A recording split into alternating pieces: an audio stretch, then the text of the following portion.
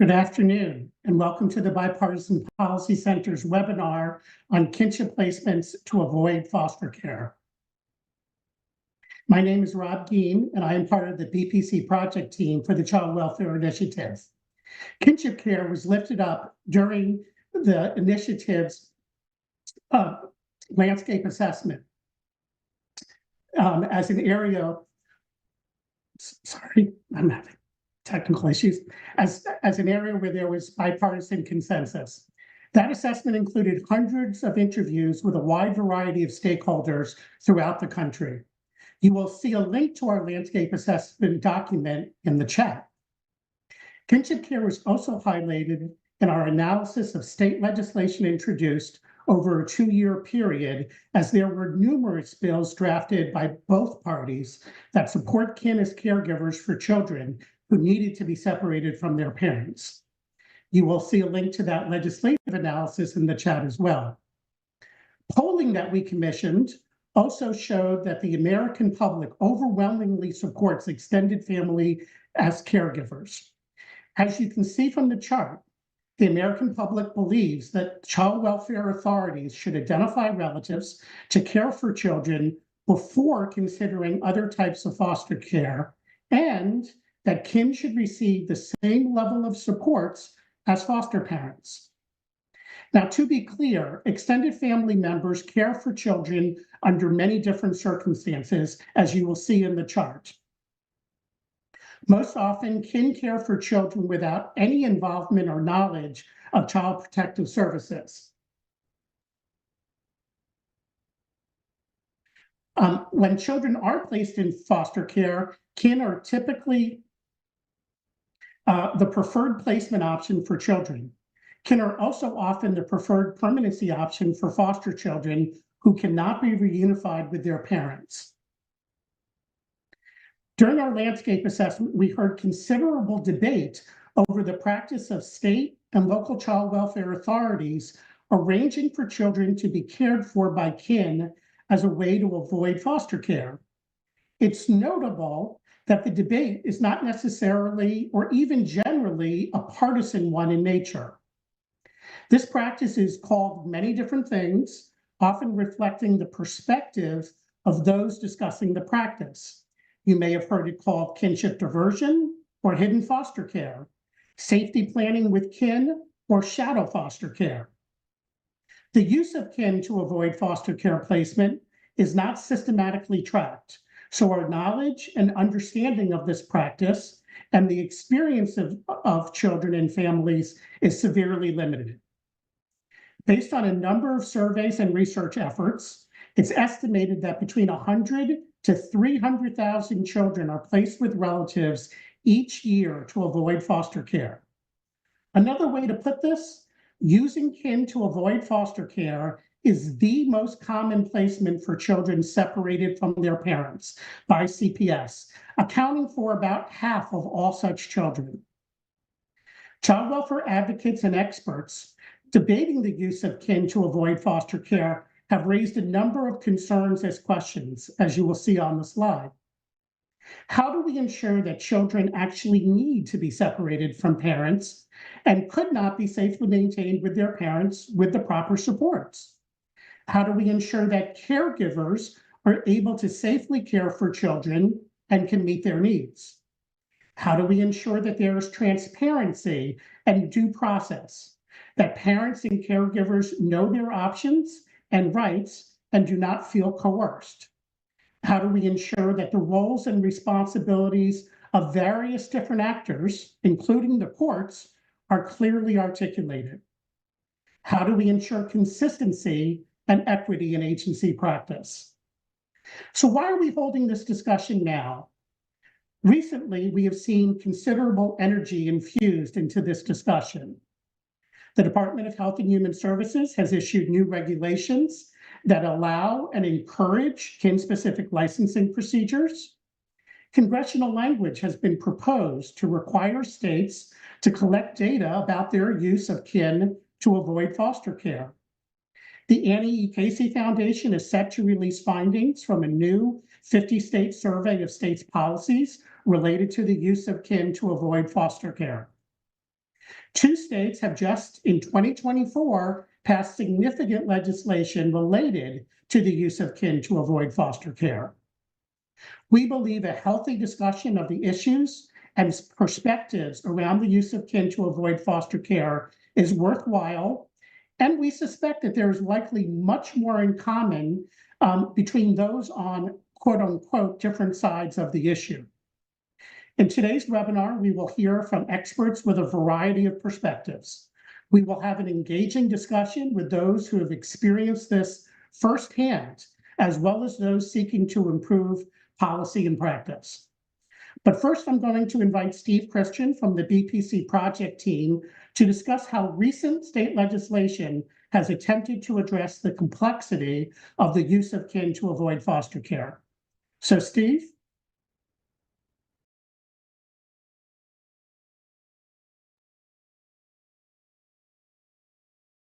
Okay, thank you. I had to get off of mute. So just so we're clear, I wanted to just talk briefly about some states that are either regulating or proposing to regulate the use of safety plans that include out-of-home placement of children. And to be clear, in general, these types of placements, the parent retains legal custody of the child, where physical custody is transferred in sort of an informal manner to a relative. So some states have proposed or have enacted comprehensive policies that deal with pretty much, or at least attempt to deal with all of the issues that you can see on that slide. Others have authorized these types of placements without going into a great deal of detail or specificity. The states that have looked at this from a comprehensive standpoint are Texas, which first enacted its statute in 2011, and it was amended in 2023. Virginia, that was enacted in 2024, and we'll hear more about that from Janet, one of our panelists. South Carolina proposed but did not enact a bill in 2023. So this is not an exhaustive list. I'm just using them as examples. So let's take the first issue, ensuring that children actually need to be separated from their parents. So states may or may not use a standard that mirrors the legal grounds for involuntary removal. They may be two different standards. When they are, well, an example is Illinois, where they do use the same standard. In agency policy, they provide that a safety plan can only be implemented when the agency possesses legally sufficient grounds for protective custody. In terms of the timing of a safety determination, it's pretty clear from Virginia and Texas statute that the agency can make that determination before completing the investigation. In terms of reasonable efforts to prevent removal, the statutes generally do not address this question. Moving on to issue number 2, ensuring that caregivers are able to safely care for children.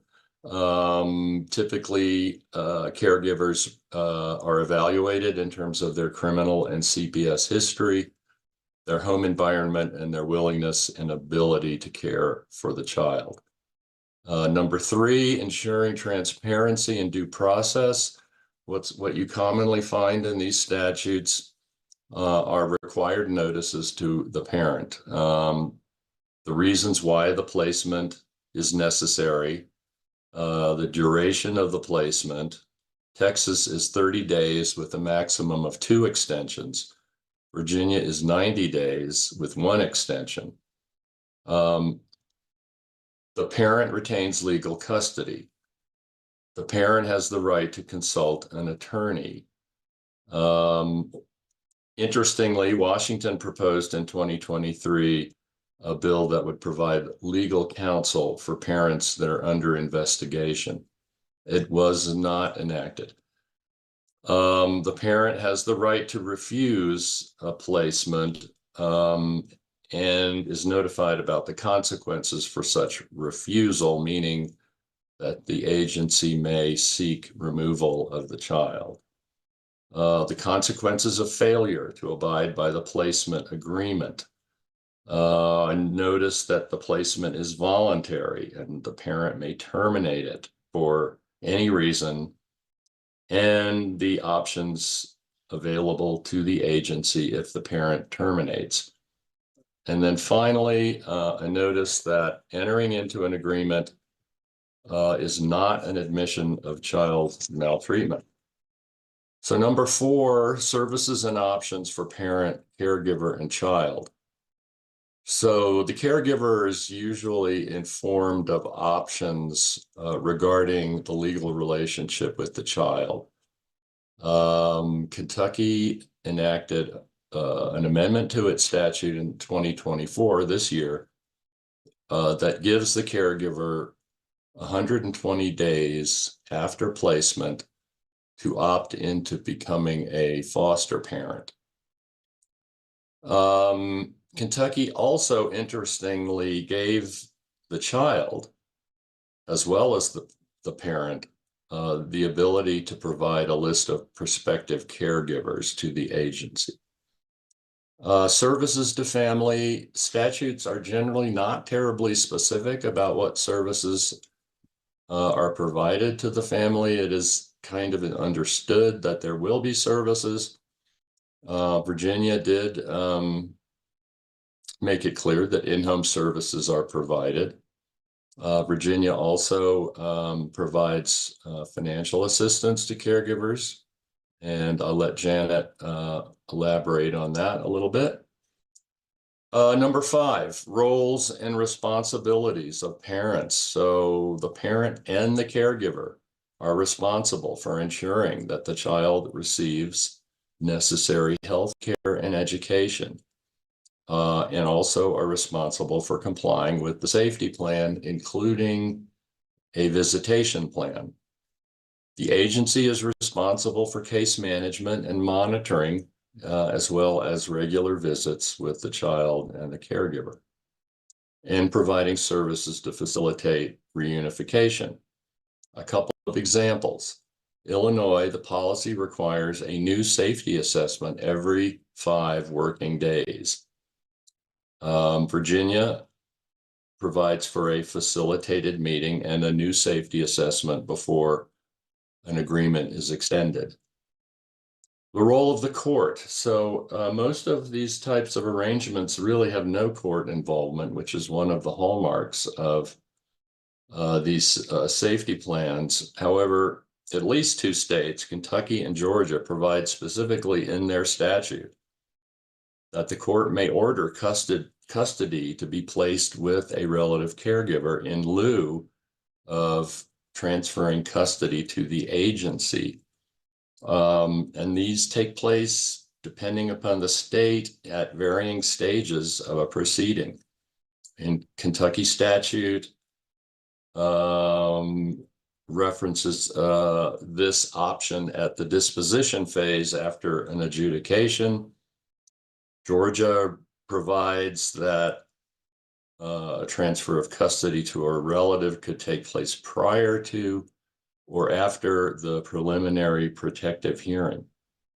In general, the statutes regarding court involvement are not particularly specific as to the contents of court orders. However, Georgia did enact in 2021 a statute that provided additional detail on the responsibilities of the caregiver. Finally, number 6, ensuring consistency and equity in agency practice.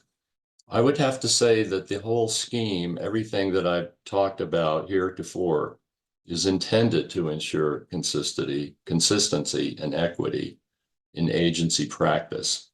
However, the only state I am aware of that actually collects and publishes data on these types of placements is Texas, which only last year enacted a statute that requires monthly reports on the number of children in placements, the average duration of the placement, the percent of children removed from placement and placed in legal custody.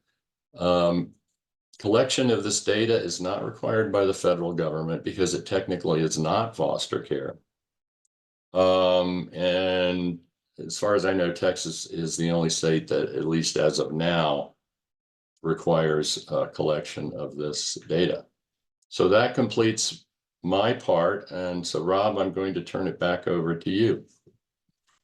Thank you, Steve. So that was a lot of information. I'm hoping the take-home point for everyone is this is really complex, and states are attempting to look into these issues in more detail. I'm now going to introduce the moderator for today's panel, Mary Bissell, a founding partner at Child Focus. Mary has been a longtime advocate for kinship care and has been deeply involved for more than a decade in discussions about state policies and practices for relying on kin to care for children to avoid foster care. I can't think of anyone better to moderate this discussion, and I am so honored and appreciative to have the distinguished panel that we have today. So, Mary, all yours. Rob, thank you. For some reason, it takes me 6 minutes to get off mute as well. Good afternoon, everybody. And thanks, Rob. Thanks to the Bipartisan Policy Center, too, for allowing me to be part of this incredibly important discussion, which is critically important to kinship families that we have all supported throughout our careers, or in our lived experience and in our own families, whether it be through legal representation, policy work, direct services, and providing supports as a neighbor, community member, faith community member. Kinship care families have touched our lives in many different ways. When I say kinship families, I am intentionally meaning to include the entire kinship triad: kinship caregivers, children, and birth parents, all of whom deserve to be compassionately and fairly considered in any policies, practices, or legislation that we look at. And before I introduce the experts on our panel, I want to just briefly share my perspectives on this conversation, and on kinship diversion alternatives. About 10 years ago, I had the privilege of pulling together a publication for the Annie E. Casey Foundation, which was designed to highlight many of the issues and complexities we're discussing today. And I think it's safe to say that while some progress has been made, many of the same issues remain, and that will be borne out in this conversation. But as part of that process, I had the privilege of speaking with more than 80 experts in the field with a wide range of perspectives and roles on this topic, from agency directors and frontline caseworkers to private providers to parents, caregivers, and children's attorneys, judges, and dozens of birth parents, older youth who grew up in kinship care families, and kinship caregivers with lived experience both inside and outside of the child welfare system. And what I learned from that experience is just how deeply complicated and emotional this issue is, based on both lived and professional experience. And to say the least, the interview process with these experts was, I think I could probably best describe it as a daily roller coaster. Just when I thought I had an unshakable and unassailable point of view based on my own experiences, as a direct services attorney for kinship caregivers, the next interview would bring in an entirely new perspective and an incredibly important but also disruptive set of practical, fiscal, and policy layers that, as you all know, tend to turn theoretical perspectives on their heads. So anything from, all kinship families should be fully licensed foster parents who have access to the same equitable benefits and services as supports as non-relatives. But what if the family has no desire to be involved in the child welfare system? Financial benefits and other supports should follow the child regardless of the system door that they come through. But then how are we asking agencies to pay for these services through all of these complicated silos funding sources, which all have different eligibility requirements and reimbursement structures and committees of policy jurisdiction? How do you talk about voluntary placement agreements to support parents when it's hard to argue that anything's voluntary when the government has the power over children and families? The list of contradiction goes on and on. But what was clear was that there was a lot of consensus on the basic principles that should drive policy and practices. And Rob and Steve both touched on these. that families deserve the full range of appropriate supports and benefits for both children and families, non-coercive choices for parents, and a way back to reintegrate into their children's lives, and the other values that we're going to be raising in this upcoming conversation. And as you all know too well, we also learned that the gremlins of real life get in the way of our best intentions and aspirations. So we're going to explore all of these perspectives today with one thing in common, and that is a commitment to and a respect for kinship families. So I'm gonna begin the conversation and introduce our panelists, but just one housekeeping tip for the conversation. I'm gonna ask our audience to share their questions with panelists in the chat, and we can save time at the end to get as many of these questions as possible.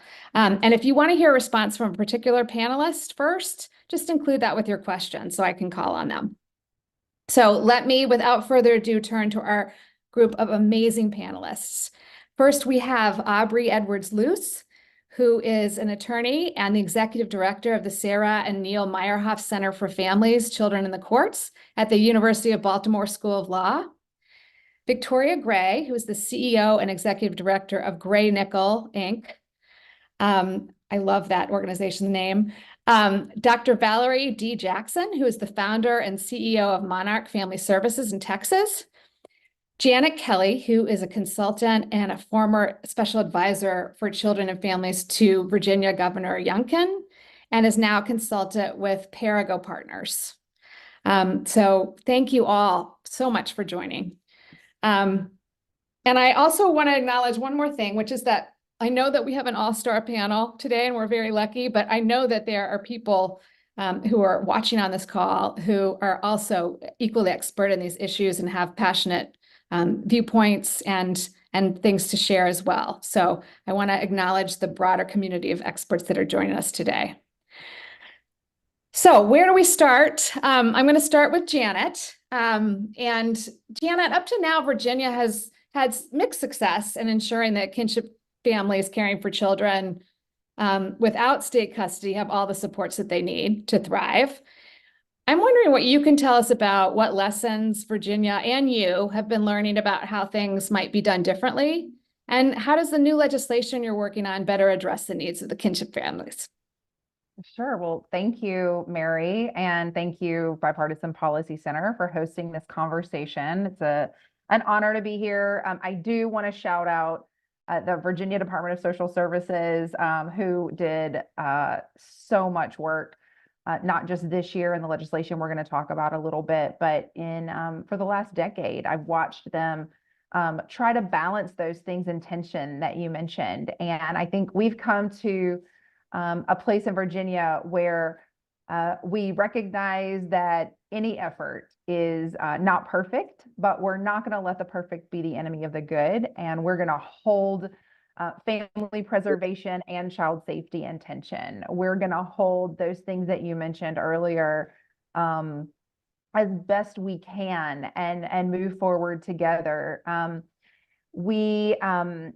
got kind of two hats anytime I talk about kinship care. 12 years ago this month, and in fact, I was at lunch today and was looking at the exact spot where I met my son's mom. And it was a beautiful moment coming into this call and a reminder of just how important those birth families are, and the relationship that they have forever with their kiddos. And so that was 12 years ago. I have anyone who is a foster parent, kinship parent, even some adoptive parents, if they tell you they haven't had moments where they just feel absolutely crushed by the responsibility, then they may not be honest, or they have a lot better mental health maybe than I have. But the last 12 years have certainly been humbled. I think that's the word I would use on a personal level.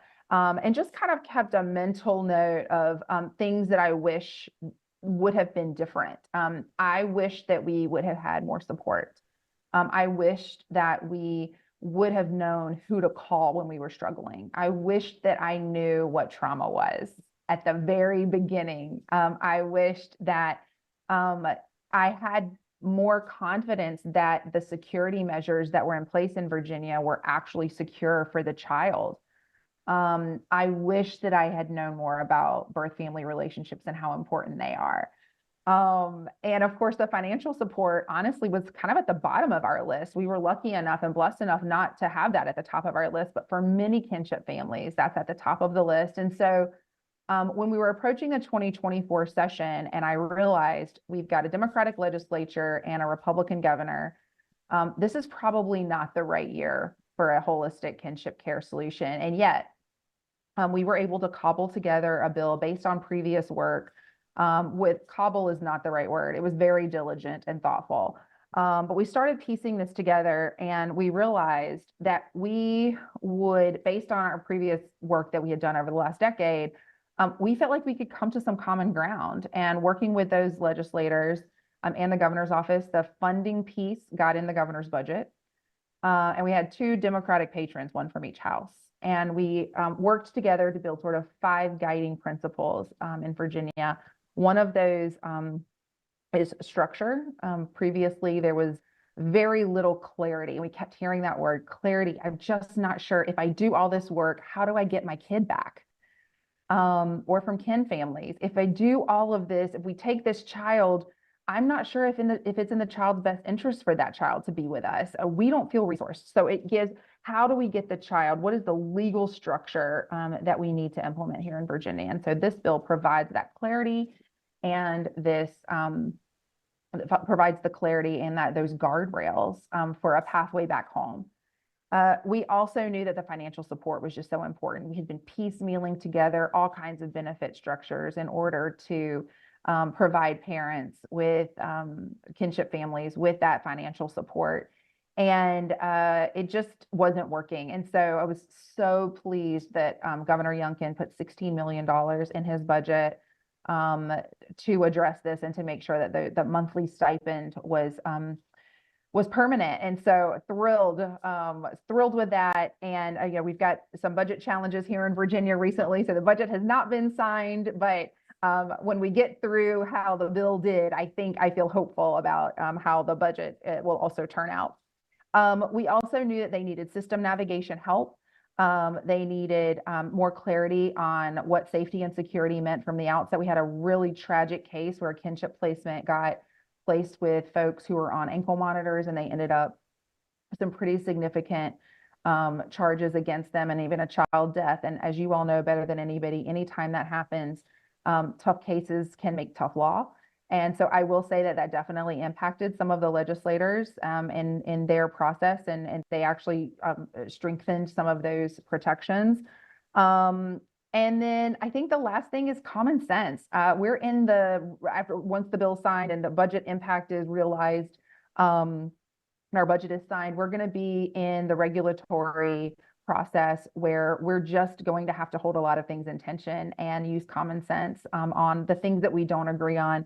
But I'm pleased to tell you all that this bill, if you had told me a year ago I would be saying this today, I would not have believed you. The bill passed unanimously in every committee and in both houses of the legislature. And I feel like, you can't eat the whole elephant with one bite, as they say. I feel like this is like half the elephant we got. We've got a lot more to do. It is not a perfect bill. We've got some advocate voices that are very strong in both directions. From a policy perspective, by the way, that's how I know we got it kind of right. If both sides are complaining about the middle, I know that's a sort of a principle of bipartisanship. So we're just thrilled in Virginia, in conclusion, at what we've been able to put forward, and so grateful for many of you on this call, including Rob, who were counselors and guiders as we move forward. And I look forward to working with many of you to make sure that the legislation is implemented well. Janet, thank you so much. I'm gonna go next to Aubrey. And Aubrey, you have really written so compellingly and movingly about hidden foster care, and the ways in which child welfare agencies may be pressuring or coercing caregiving responsibilities on families without the types of support that they need and deserve. Can you tell us a little bit more about the risks of hidden foster care and why its burdens fall especially hard on families and communities of color? And how should good policy as we move forward address these inequities?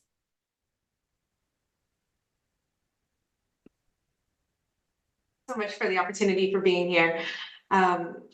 It's an honor to be here with everyone today, and I'll maybe start off just kind of recapping my hidden foster care story, as I've called it, briefly.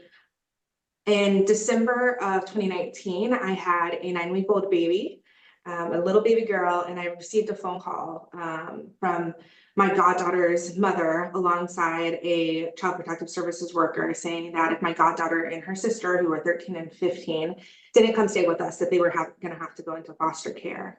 At that time, I was on leave, but I was a guardian ad litem attorney for children in foster care in DC. I had lots of knowledge of like what it meant for teenage girls of color to go into the foster care system, especially if they had experienced trauma that had been alleged. And so I knew that was not the option that we wanted for them. There was a lot of shortages going on and continue today for placements for older youths specifically. And then the prospect of them being separated from each other and their family was just going to be, more trauma than I knew that they could bear. So we said yes, absolutely. And what I did not realize was just that there was a whole system called hidden foster care. This was the way that I figured that out after having worked in this foster care field for I don't know, close to 4 years at that point. And it was a really hard decision for us, but it was, an honor to be able to be in a position where someone like my friend who trusted me well enough to be like, if my kids have to be anywhere, I want them to be with you. But I had no idea about the way that it would create so much tension between us, that it would forever change the way that my goddaughter thinks about family now. My goddaughter is now almost 20 years old. She is still living with us. And, she made a choice with our support and with her mother's eventual support too, to remain with us. But the process of being able to get to this point was very difficult. And my husband is a pastor and has a lot of counseling background. I am a social worker who turned into a lawyer. The struggle of trying to find all of the resources that she needed in order to be on her healing journey without any of the assistance of the Child Protective Services Agency, without any Medicare, without any direction on how to go about making the medical decision-making, powers of attorney and things like that, just setting all of that up while I was also, on leave with a tiny baby and incredibly sleep deprived. It was a lot. And then COVID also hit in the midst of that. So this is the level of stress that this puts on all families that experience this can't be overstated. And additionally, the impact that it has on families of color, and I'll speak specifically to the historical realities for both Black and Indigenous families. It's a next level of stress and harm that it really caused. I think part of the issue is that hidden foster care, it is especially culturally uninformed and especially trauma uninformed when it comes to its interactions with Black and Indigenous families. The history of our country with regards to Black and Indigenous families when it comes to family separation is incredibly traumatic for generations. And so constantly the threat of having our children removed from us weighs heavy on us, because it's not just been a threat. It's been a promise that has been enacted with bias. And so when I was experiencing someone coming to me saying, either she comes into foster care or she goes with you, I'm also thinking about the reality of I have a tiny 9-week-old baby. I live in a community that is not high income or even middle income. What is going to happen if they decide to come to my house before they even get to my door, there's going to be a level of assumption that's being made. And then they're going to open the door and be like, oh, and she's a Black woman, like all the assumptions that are going to come from that while I'm holding my 9-week-old baby is not a risk that I was willing to take. And those are the level of negotiations that I think many other families are also experiencing when they're being asked to engage in hidden foster care. The question is, like, do we actually have a choice? Right? Like, is there actually enough space and enough respect for that historical reality that families are really making this decision to engage in a practice that, you know, we have a lot of experience with. So that's some of the ways in which hidden foster care really impacts families of color. And I think in order to address that, we need parents to make sure that they have a right to counsel. We need to make sure that ex parte removals are really controlled, and children need to have the opportunity to be included in plans for their safety.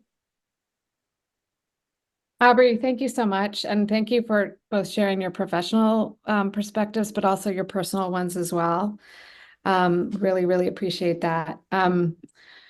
I'm going to turn to our panelist who works with caregivers and is also a caregiver herself. So Victoria, as an advocate for kin and somebody who has advocated for kin over the course of the last couple of decades, what are some of the challenges you see when child welfare agencies feel a child needs to be removed from their parents when kin are available to support them? And how would you like to see child welfare agencies change or improve the way they support these families, both, as I said before, caregivers, children, and birth parents? Thank you, Beth. It's going to be a two-part story. First, my lived experience in 1992, Christmas Eve, we got a phone call that our granddaughter was placed in foster care, and court was the day after Christmas. And so we go to court. We didn't even know she existed. This was my son's child who he had been living on the street. So I was already kind of emotional about the fact that I had failed as a parent to my child, that he felt it was okay to be on the street doing drugs. And this baby was born as the product of him meeting someone else on the street. So they told us that they would either we take her or she would remain in foster care because she was already in a foster home. And my husband and I said, no, we would take her. We did not know the extent she was medically fragile. So that brought on another hardship within the family. We went from a 2-income family to a 1-income family, and we still had 2 other teenagers in the home. So that was the start of my journey. We decided that we would do what we need to do to take care of her. That included our savings account, our credit card, and eventually we did tap into our 401 down the road. After we got custody of her in February of '93, we get a call that mom has given birth and she's claiming that that is also my son's child. So we take him in, and he at 2 days old. After paternity was done, it was proven that he was not biologically linked to our family, and they came to remove him. And my husband and I were like, well, no, his sister is here. And I think this is long before they did the big keeping siblings together. And they determined that the only way he could stay is if we became foster parents. So we became foster parents in order to keep the 2 of them together. My first aha moment was we were receiving about $19 a month for my granddaughter to help with diapers. And this was in '93. The minute we became foster parents, her brother got like $550 because he was foster child. And I was thrown back because they're siblings. They have the same mother. Why was one child valued so much more than the other child simply because she was with her grandparents? So that was the start of my journey of trying to figure out what needed to be done. In the beginning, we were given 3 phone numbers. One phone number was disconnected. One phone number, we left a message and never got a call back. And the third one said, I don't know why you're calling us. We don't offer services for you. So we were really struggling to figure out what we were going to do, how we were going to do it, going down to 1 income.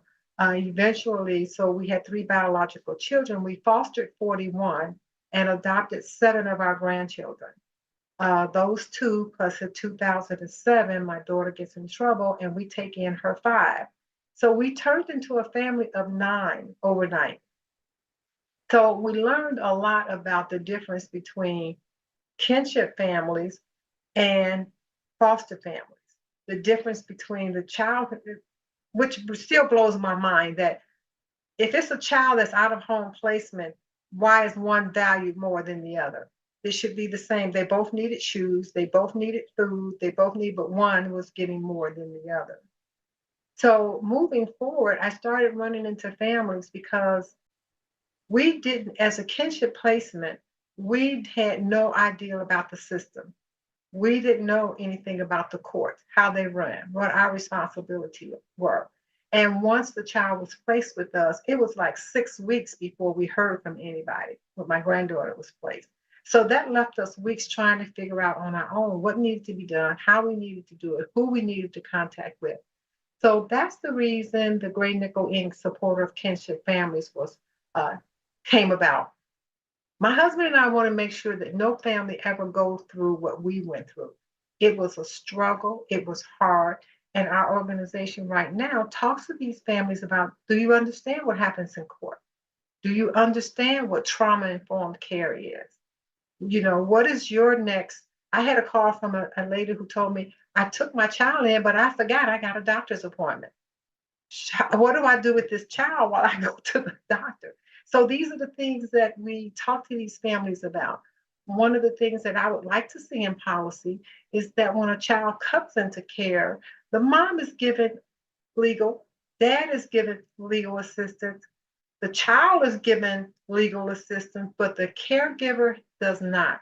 And a lot of times the way the system is set up, when they're going into like guardianship, that's not the right solution for every family.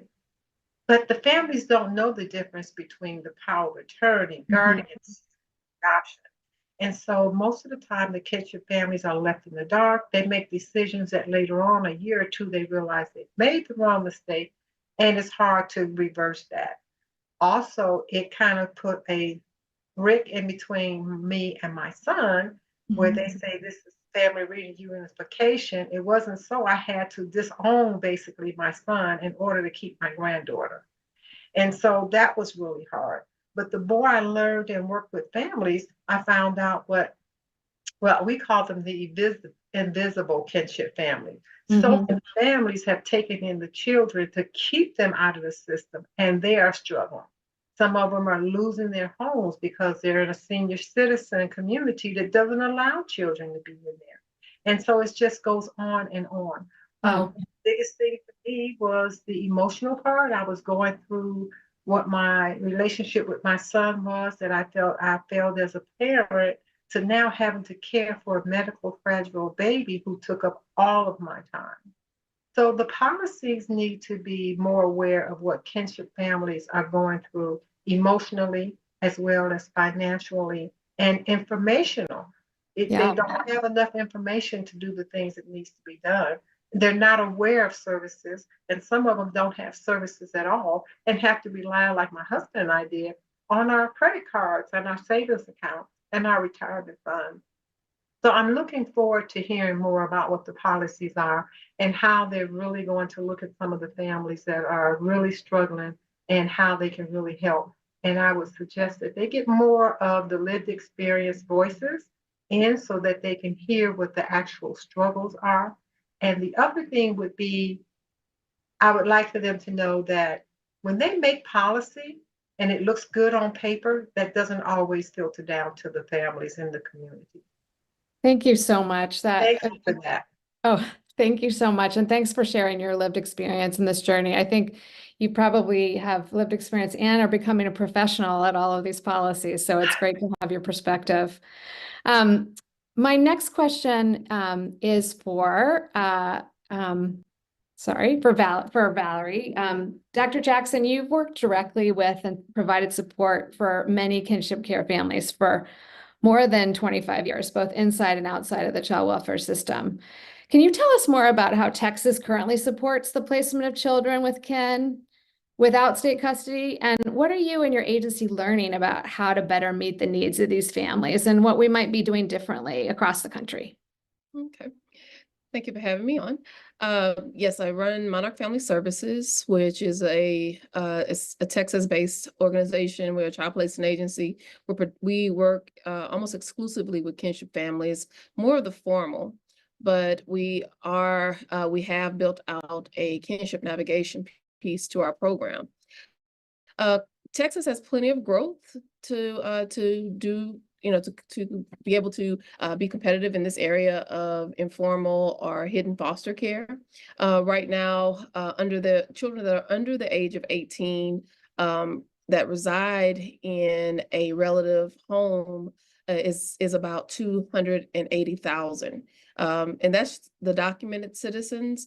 We have another 1.7 million immigrants that reside in Texas. So it's an estimate of about maybe 5,000 children out of that number is in relative homes.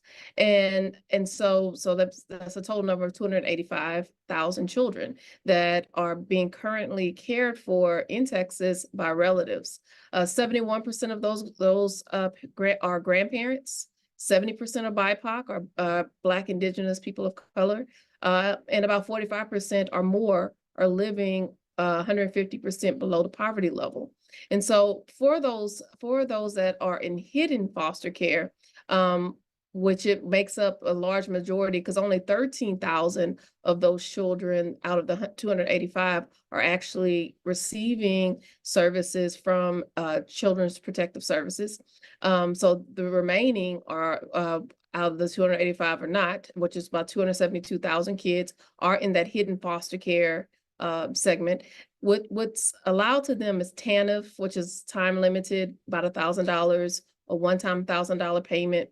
Medicaid, SNAP, if they qualify, which is our food benefits program, child support, also WIC, and Head Start, and childcare. But they have to meet certain criteria in order to get these supports. Also, we do have 3 state-funded kinship navigation programs. They're scattered throughout the state and throughout Texas. We have one in Region 6, one in Region 3, one in Region 8, and that's just scattered about. But only these 3 kinship navigation state-funded programs are here to serve, again, like I said, the 285,000 children that we know about that are in these shadow foster care systems. But Texas has 30 million citizens, documented citizens, and another 1.7 million immigrants. And so who knows that, if we are actually grabbing that true number of those that need to be served. So there's a lot of opportunity for growth for Texas. As far as an agency, what we have learned is that that kinship navigation services are needed. Like I said, we're a contracted service provider with Children's Protective Services. And so what started happening around 2019, we started working with families that were in investigations, in the stage of investigations. They would come to Monarch saying, well, I think I need to go ahead and get licensed, before we're transferred to conservatorship, or we call it here in Texas, foster connections. And so, but while they were in investigations decide there's no case or there's no reason to take conservatorship, and then the case is closed, meaning that they were no longer eligible to become a foster parent. So then the scramble begins. Like, what do? We need that service. How can we get back into CPS to get that service? Which I thought was rather, ridiculous, that they want to be in the system to get the support, but that's how it's designed. You have to be in the system to get it. And so we started helping those families with navigating just those services I just named and getting access to it. From there, CPS investigations, we started getting more cases like that in the navigation program, as well as with our with pediatricians in schools. But we are not a funded program. I started the kinship navigation program strictly out of the need to serve families. Thank you so much. This is really helpful. I think what we're going to do, our panelists did exactly what I asked them all to do, and we're still running out of time, which is always something that happens during an interesting discussion. Rob, I think what we're going to do is go to questions that people have and let our panelists react to those. I think that might be the best way to make sure that those in the audience have their questions answered. So if there are any, you can send them my way, and if not, I have additional questions.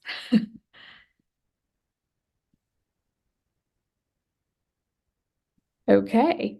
One question that I had is, there's a strong theoretical argument for kinship equity. And when we talk about that, I'm really saying the meaning that the level of support that the government provides to children and their families should be the same no matter what system or program door they enter from a theoretical perspective. Do you all agree with that statement? And if so, if you agree that kinship equity is the goal, what are the things that are keeping us from achieving it? Well, I would like to answer that real quick. Please. I believe that a family shouldn't have to want to enter into child protective services in order to get long-term support for the child that they're raising. There should be pathways in which provides that support to the family for the duration of the child's childhood, to 18 years old. Ohio actually has a program, a model that they utilize. It's called Ohio Works, where they give stipends to relatives that are caring for children, not in the child welfare system, but in fact, they have been recognized as a guardian, so they help them with the guardianship, and then there's monthly support until the child is 18. I think every state should adopt that particular model because again, every state does deal with high levels of poverty. And this particular shadow foster care impacts, again, the BIPOC and the low income families. Other thoughts on that from our panelists? Thank you, Dr. Jackson. Sure, I'll weigh in here if that's okay. I think this is anecdotal and professional, so personal and professional. I think what would have been helpful all those years ago and what I keep hearing from families is that all of the things that we talked about, the monthly stipend, the support, the system navigation should be as equitable as possible, realizing that not every kinship family wants or needs that. But if it's available, then they can pick and choose what kinds of services it is and what kinds of support that they want. And I think the system, child welfare workers, having a role in determining that, since you don't know what you don't know when you first get in this, might also be wise. Honestly, I think I see two barriers. One is workforce. It does take some added work to help the kinship families navigate through the system. So I think that and we're already experiencing a workforce shortage, as we know in most fields. But then the real, rubber meets the road is always budget. I think in theory, everyone wants kinship families to be and feel supported.